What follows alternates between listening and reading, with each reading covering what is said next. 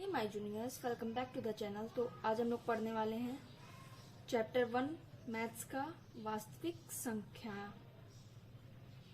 इसमें हम लोग आज एक्सरसाइज 1.1 इंट्रो इसमें पूरा हम कवर करने वाले हैं इस वीडियो में। तो इंट्रो में मैं आपको जितने भी एनसीईआरटी के एग्जाम्पल्स होंगे वो सब सॉल्व करा के बताऊंगी, सो दैट आपको एक्सरसाइज खुद से लगाने में हेल्प हो। और मैं सॉल्यूशन की भी अभी वीडियो डालूंगी, तो अगर कोई भी प्रॉब्लम होगी, कोई एक भी क्वेश्चन नहीं आएगा तो आप सॉल्यूशन में भी देख सकते हो। तो एक्सरसाइज 1.1 में सबसे पहले हमें जो पढ़ना है वो है यूक्लिड विभाजन एल्गोरिदम।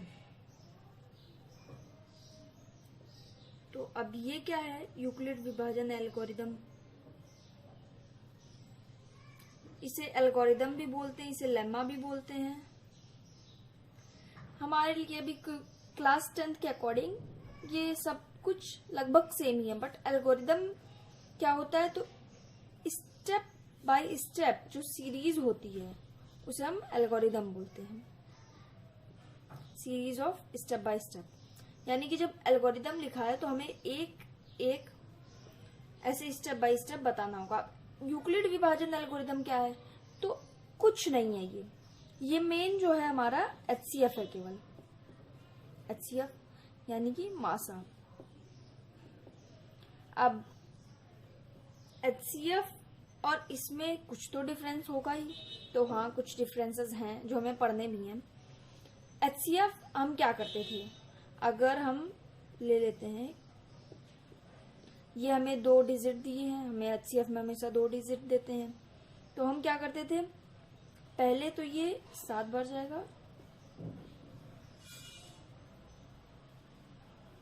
ये पॉइंट में चला जा रहा है, तो यहाँ पे तो इसे पॉइंट में लेना पड़ा है। बट क्या करेंगे हम इसको, अब यहाँ पे जब हम बड़े क्लासेस के अकॉर्डिंग डिवाइड करते तो हम पॉइंट में ले जाते हैं, बट जब हम छोटे क्लासेस के अकॉर्डिंग करेंगे तो 1 और यहाँ का जो 2 है वो यहाँ आके 2 बार जाके और 2 हो जाएगा कट।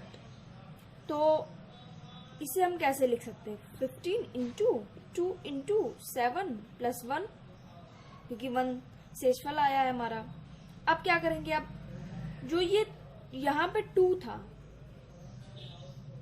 1 को हम 2 तो हमारा आ गया ये, और 1 को हम क्या करेंगे, ले लेंगे भाजक की तरह। भाजक हमारा ये है, सॉरी भाजक ये है, और इसको हम 1 इंटू 2 प्लस 0। अब जब तक 0 नहीं आएगा तब तक हम यही स्टेप रिपीट करते जाएंगे, जितने भी स्टेप हो इसी को हम बोलते हैं एल्गोरिदम, यूक्लिड विभाजन एल्गोरिदम। यही सारे स्टेप्स जब हम लाइन बाय लाइन लिखते जाते हैं तो ये यूक्लिड विभाजन एल्गोरिदम में आ जाता है। और ये हमारा यहाँ से एचसीएफ क्या आएगा, तो ये हमारा आ गया 1, हाईएस्ट कॉमन फैक्टर आ गया हमारा 1। ऐसे इसमें हम निकालते हैं। और नॉर्मल एचसीएफ हम कैसे निकालते थे, तो उसमें हम दोनों का एलसीएम करके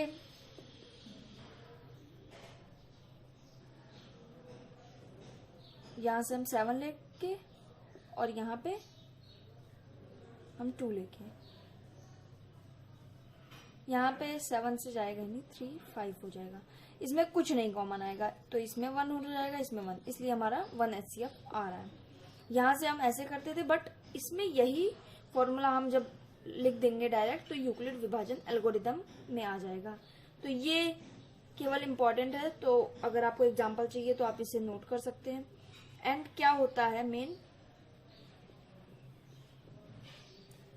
तो ये किस रूप में होता है, तो dividend is equal to divisor into quotient plus reminder,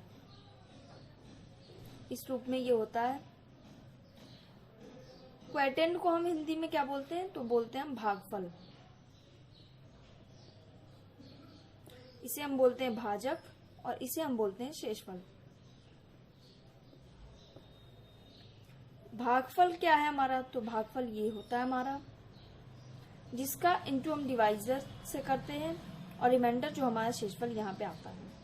तो आई होप समझ में आ गया होगा। अब हम एक एग्जाम्पल देख लेते हैं जो हमारा यूक्लिड विभाजन एल्गोरिदम पर हमारी एनसीईआरटी में दिया गया है। अब यहाँ पे एक हमें 2 डिजिट दे दिए गए हैं। काफी लेंथी क्वेश्चन था एनसीईआरटी में, मैंने शॉर्ट में लिख दिया। हमें 2 डिजिट दिए गए हैं। अब दोनों को हम कैसे करेंगे? तो अगर हम साइड में एक डिवाइड करते रहें तो बहुत इजी हो जाता है हमें स्टेप लिखना। तो हम साइड में डिवाइड करते रहते हैं। ये कितनी बार जाएगा? तो 3 बार जाएगा। और मैंने साइड में पहले कर लिया था तो 420 आ रहा है इसका शेषफल। तो ये एक पहला स्टेप हो जाएगा हमारा। क्या? 12576 इज इक्वल टू 4052 इंटू क्या होता है हमारा, ये जो भागफल है, भागफल लिख दिया, प्लस यहाँ पे आ गया हमारा 420। अब अगेन हम कौन सा, ये जो होता है इसे हम यहाँ पे लिख देते हैं। अब हम किससे भाग देंगे? तो यहाँ पे हम ऐसे ही तो करते हैं 4052 और ये जो 420 है वो हमारा यहाँ पे आ गया। अब 420 गुणे 9 करेंगे, हमारा भागफल आएगा 272। अब फिर से यही स्टेप हमें फिर से रिपीट करते हुए यहाँ पे आ गया हमारा 420 इज इक्वल टू 272। हमारा ये पहले आया था शेषफल। अब इससे हम भाग देंगे, इंटू करेंगे 1 प्लस यहाँ पे आ जाएगा हमारा शेषफल 148। फिर से same step 272 is equal to 148 into 1 plus में आ गया हमारा 24। अब फिर से ये काफी लेंदी जा रहा है, वैसे इतना लंबा कभी जल्दी आता नहीं है बोर्ड में, नॉर्मल हंड्रेड्स में आ जाएगा, ये 1000 में, इसलिए इतना लंबा जा रहा है। बट कोई नहीं, हमें केवल डिवाइड करना है, कोई ज्यादा हमें फर्क नहीं पड़ता। Into 5 plus 4। अब मैं यहाँ पे लिख देती हूँ।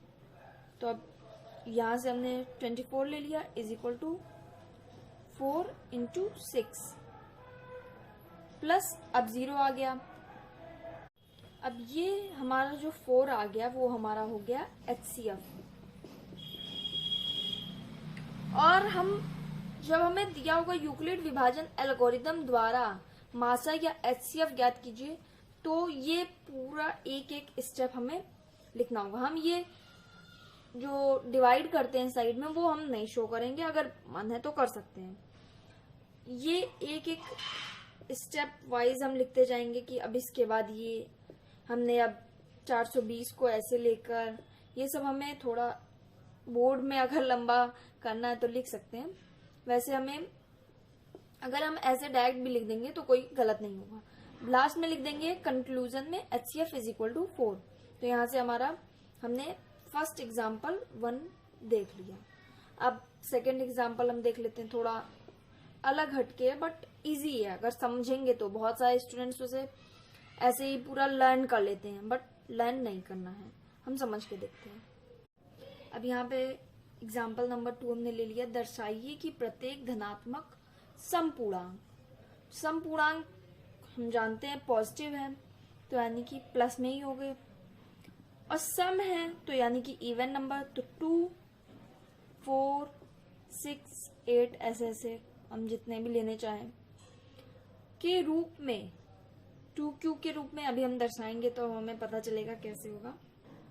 प्रत्येक धनात्मक विषम पूर्णांक, विषम पूर्णांक यानी कि 3, 5, 7, 9 ऐसे ऐसे आगे बढ़ता जाएगा। ये भी 2Q प्लस 1 के रूप में होता है जहां Q कोई पूर्णांक है। तो पहले हम इससे ले लेते हैं। हमने क्या पढ़ा था? डिवाइड करना। डिवाइड करना इजी फॉर्म में हम बोल सकते हैं। तो अब हम यहाँ पे ले लेते हैं, पहले हम 2 को ले लेंगे, कट गया, खत्म हो गया इसका काम। अब दूसरा 4 ले लेते हैं हम, यहाँ से ये भी खत्म। सेम हम कर सकते हैं, कर लेते हैं हम। फिर 8 के साथ भी सेम कर लेते हैं। यहाँ से हो गया सब कट। अब हम इसको अगर विभाजन एल्गोरिथम के स्टेप में लिखें तो क्या लिख सकते हैं? 2 is equal to 2 into 1 plus 0। इसको क्या लिख सकते हैं? 4 is equal to 2 into 2 plus 0।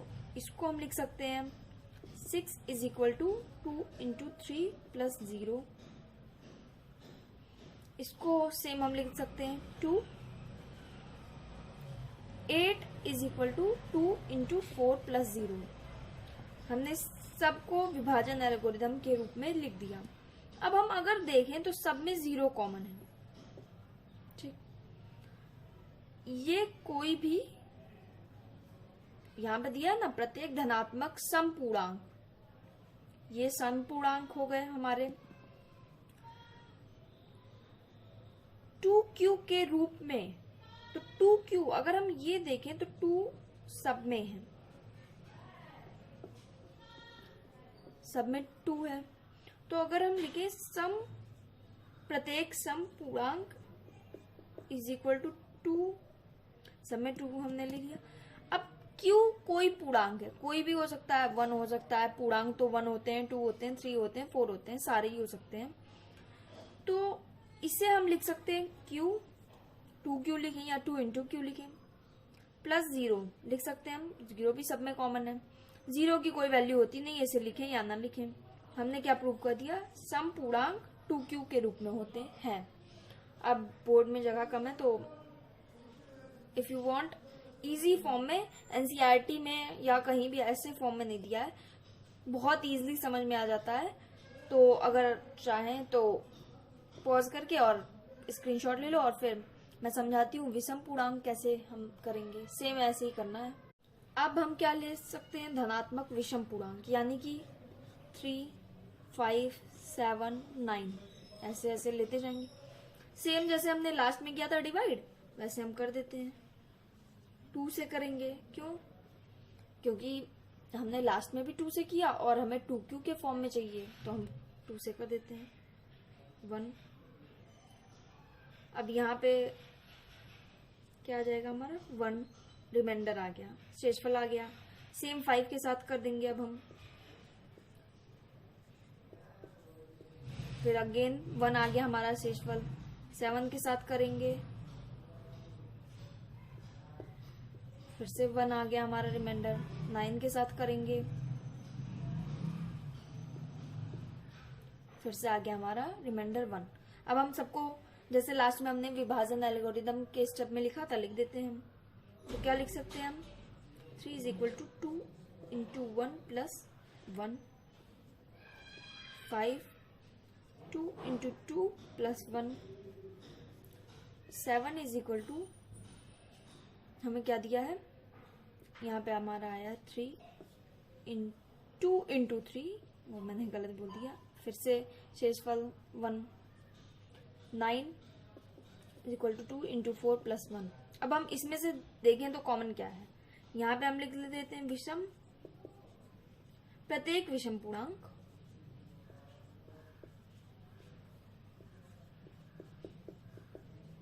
Is equal to, क्या हो जाएगा? यहां से हमने सब में से 2 कॉमन ले लिया, 2 इंटू 1, 2, 3, 4, ये क्या है? जहां q कोई पूर्णांक है, q प्लस सब में 1 कॉमन है, 1। इसी रूप में तो चाहिए था हमें 2q प्लस 1 के धनात्मक विषम पूर्णांक 2q प्लस 1 के रूप में। अभी पहले हमने देख ही लिया समपूर्णांक 2q के रूप में, तो ये भी आप नोट कर सकते हैं। आई होप स्क्रीनशॉट ले लिया हो। अब क्या करें? अब हम लोग एग्जाम्पल ऐसा ही सेम दिया है, बट हम एग्जाम्पल सारे ही देख रहे हैं तो वो भी देख लेते हैं कैसे होगा। यहाँ पे हमें एग्जाम्पल 3, दर्शाइए कि एक धनात्मक विषम पूर्णांक 4q प्लस 1 या 4q प्लस 3 के रूप का होता है। फिर से धनात्मक विषम पूर्णांक क्या होते हैं ले लेते हैं। 3, 1, 3, 5, 7 ले सकते हैं, 9 ले सकते हैं, एक्सेट्रा एक्सेट्रा सो ऑन।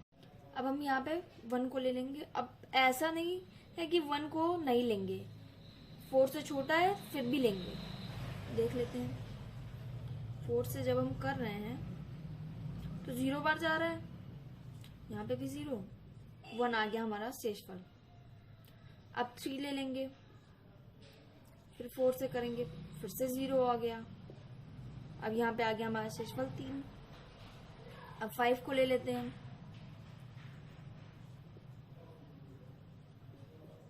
यहाँ पे शेषफल 1 आ गया।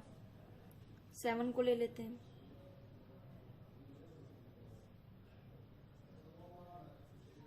अब यहाँ पे 3 आ गया। हम इतना ही लेते हैं और बाकी 9 11 तक भी प्रूव कर सकते हैं, मैं नहीं प्रूव कर रही हूँ। इफ यू वांट आप कर सकते हो कॉपी में अपनी। तो अब यहाँ पे हम इसको विभाजन एल्गोरिथम के अकॉर्डिंग कैसे लिखेंगे? 1 is equal to 4 into 0 plus 1। इसको क्या लिख सकते हैं? 3 इज इक्वल टू 4 इंटू, अगर आपको थोड़ी सी प्रॉब्लम होती है तो आप ये दो फर्स्ट स्टेप छोड़ दो, 5 से ले सकते हो। एग्जाम में नंबर कोई ऐसे नहीं है कि कट जाएंगे, क्योंकि बहुत लोगों को लगेगा यहाँ पे 0 आ गया तो फिर तो कोई मतलब ही नहीं होगा उसके आगे का, बट नहीं होता है। प्लस 3 आ गया, अब हम 5 से ले लेते हैं। और यहाँ पे हमने, अब लास्ट क्वेश्चन में हमने देखा था यहाँ पे हमने 2 लिया था, अब यहाँ पे 4 क्यों लिया? क्योंकि हमें 4 क्यूब प्लस 1 के फॉर्म में दर्शाना है, इसलिए हम 4 ले रहे हैं। प्लस 1, 7 को भी लिख देते हैं 4 इंटू 1, 4 इंटू 1 प्लस 3। अब यहां से हम अगर देखें तो कॉमन क्या ले सकते हैं? 4 4 तो सब में कॉमन है। हमें क्या चाहिए था? एक धनात्मक विषम पूर्णांक। हमने धनात्मक विषम पूर्णांक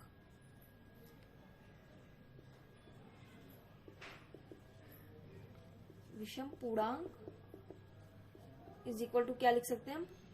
4 4 तो सब में ही है, 4 लिख दिया। क्यू हम जानते हैं, क्यू की वैल्यू क्या होती है? कोई भी पूर्णांक तो 0 1 2 जितनी भी है, तो हम 0 1 ही यहाँ पे ले पाए हैं। ये हो गया क्यू प्लस 1 या 3 के फॉर्म में। तो हम अगर देखें एक चीज कॉमन, तो 1 1 3 3 शेषफल केवल यही आया। तो यानी कि हमें पता चल गया 4 क्यूब प्लस 3 इन्हीं दोनों रूपों में आ रहा है धनात्मक विषम पूर्णांक। ये मेथड बहुत इजी है, तो ट्राई कर सकते हो। और अब हम एग्जाम्पल 4 देख लेते हैं, लास्ट एग्जाम्पल हमारे एनसीईआरटी का। यहाँ पे आ गया हमारा क्वेश्चन। एक मिठाई विक्रेता के पास 420 काजू की बर्फियां और बादाम की 130 बर्फियां हैं। वह इनकी ऐसी ढेरियां बनाना चाहती है कि प्रत्येक ढेरी में बर्फियों की संख्या समान रहे। पहले हम 420 काजू की बर्फियां,